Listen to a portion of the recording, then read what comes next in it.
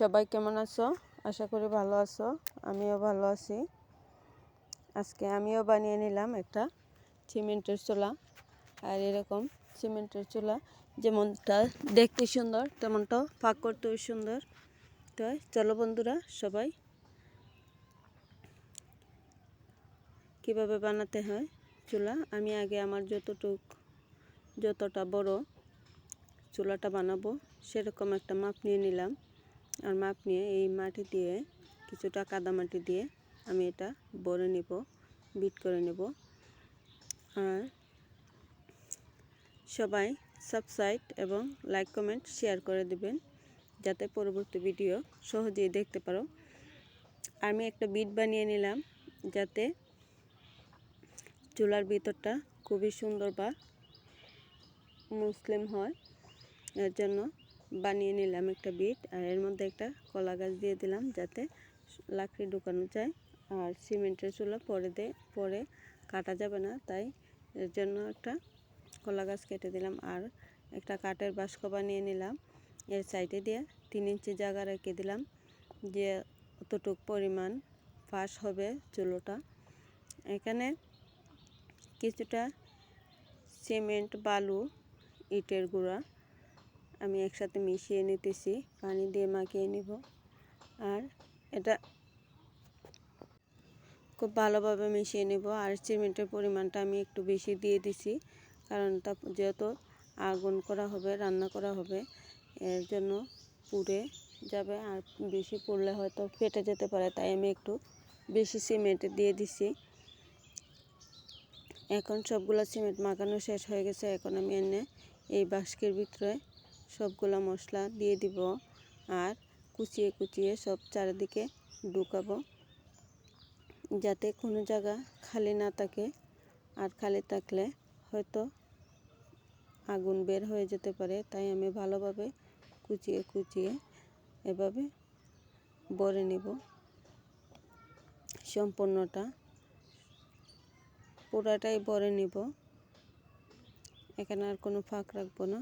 এখন প্রায় 2 ঘন্টা পরে চলে এসেছি।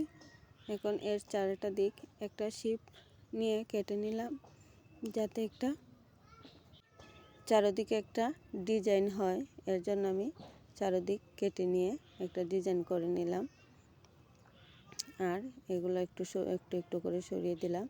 আর আমি একটা বাটি নিয়ে আমার যতটুকু লাগবে ততটুকু পরিমাণে একটা বাটি নিয়ে একটা শিপ দিয়ে দিলাম। যে যতটুকু প্রয়োজন, ছোটো পাতিল, বড় পাতিল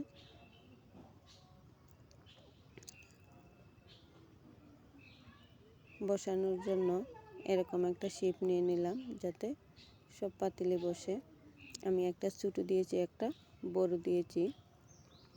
এখন এর ভেতরের সবগুলা মাটি আমি বের করে ফেলবো। আর এর চারটা দিক আমি একটা চাকু দিয়ে সমান করে কেটে নিব। আর মাটিগুলো তুলে নিতেছি আরেকটা যন্ত্র দিয়ে, ওটার নাম আমি চিনি না, নামটা সঠিক জানি না। তাই আমার সবগুলো মাটি তোলা শেষ। আমি এর চারোটা দিক চাকু দিয়ে সুন্দর করে কেটে নিছি। এখন একটা উনুনে 4টা কাটা দিব। এই 4টা কাটার জন্য আমি একটা শিপ নিয়ে নিতেছি। এরকমভাবে সুন্দর করে আগে শিপটা নিয়ে নিলে এর কাটাটা সুন্দর হয় বা দেখতেও সুন্দর লাগে। তাই আমি একটু একটু করে আস্তে আস্তে এটা একটা শিপ নিয়ে নিতেছি যাতে একটু সুন্দর হয় দেখতে। সুন্দর করার চেষ্টা করতেছি, তারপরে যদি সুন্দর হয় এটাও একটা ভাগ্যের বিষয়। আমি 2টা চুলার মুখই কেটে নিছি আর শিপ নিয়ে নিছি। এভাবে চাকু দিয়ে সুন্দর করে একটু একটু করে আমি কাটতেছি। এই তো আমার কাটা প্রায় শেষ। এখন এর চারোটা দিক যে শিপ দিয়েছিলাম এটা কাটবো। এদিকে আমার সাইডে একটা শসা গাছ ছিল, টবের মধ্যে লাগিয়েছিলাম অনেক দিন আগে, কিন্তু ওটাতে কোনো শসা ধরতেছে না। আর এখানে মনে হইতেছে আমার রান্নাঘরে সব জিনিসই চলে এসেছে। এগুলো পরিষ্কার করতে এখন আমার খুব সময় লাগবে। যাই হোক, সময় লাগলেও মনে খুবই আনন্দ হইতেছে। আর এখানে যে মধ্যস্থলে একটা কলা গাছ ছিল ওটা সরিয়ে নিয়েছি। আর এখন পেটে খুব খিদে লাগছে, তাই ছানা মুড়ি মাখিয়ে নিলাম। এগুলো খেয়ে কিছু পানি খাবো, খাওয়ার পর আবার চলে যাব। এখন আমি উনুনের কাজ শেষ, এখন রং করে নেব।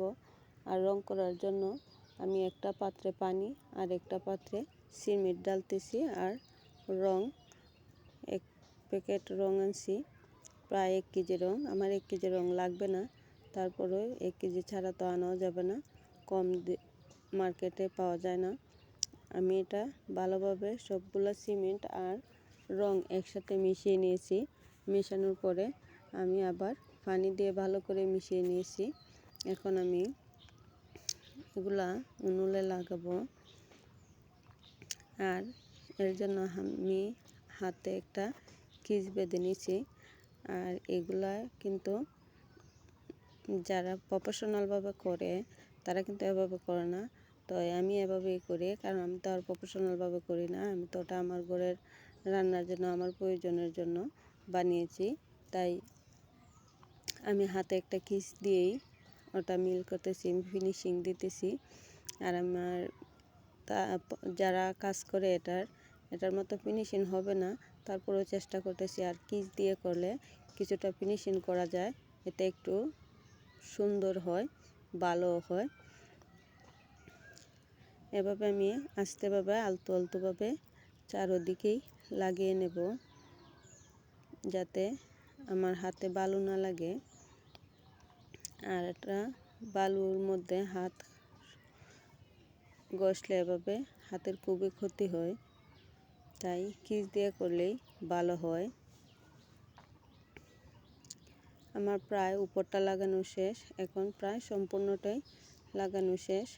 এখন আমি এর ভেতরে ভিতরের মাটিটা একটু একটু করে কুচিয়ে কুচিয়ে তুলে নেব। আমার প্রায় সব মাটি তোলাই শেষ, দেখুন সবগুলো মাটি তুলে নিছি। আর বন্ধুরা, কেউ সাবস্ক্রাইব, লাইক, কমেন্ট করতে ভুলবে না। আর এভাবে চেষ্টা করবে বানানোর জন্য। খোদা হাফেজ।